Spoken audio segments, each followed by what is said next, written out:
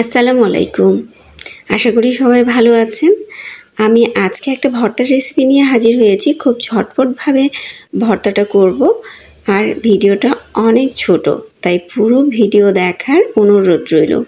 আশা করি আপনারা আমার পাশে থাকবেন। আমি এখানে সরষের তেল দিয়ে ডিমটা ভেজে নিচ্ছি।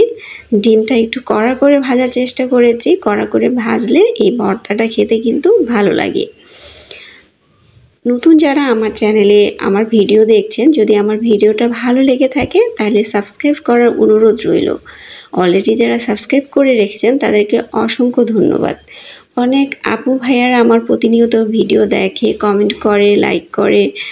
আমার কাছে খুবই ভালো লাগে। আমিও চেষ্টা করি তাদের ভিডিও দেখার।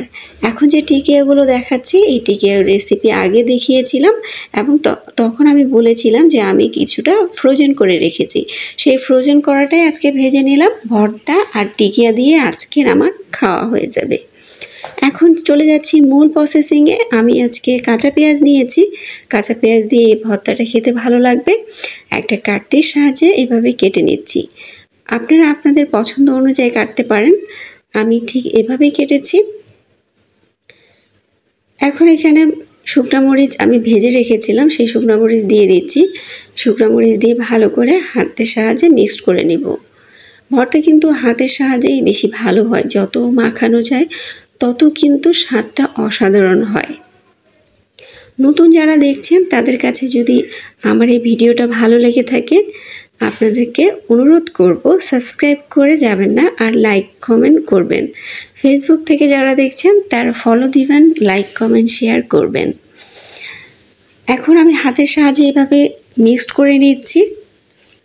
আর মিক্সটা কিন্তু খুব সুন্দর করেই করতে হবে। অবশেষে আমি একটু সরষের তেল দিলাম, যাতে সরষের তেলের ঘ্রাণটা ভর্তার মধ্যে থাকে।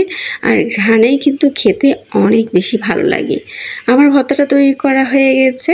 এমন হয়েছে আমার ভর্তাটা।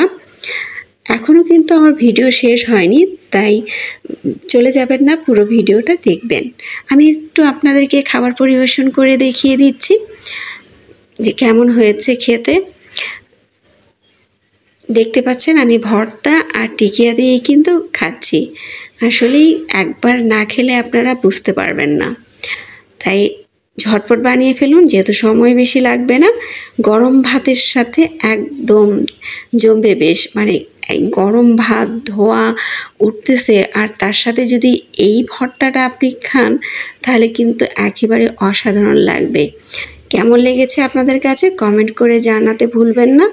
ভালো থাকবেন। নতুন আরেকটা রেসিপি নিয়ে কিন্তু হাজির হব। সে পর্যন্ত আপনারা ভালো থাকবেন। সকলের জন্য দোয়া করবেন। আল্লাহ হাফিজ।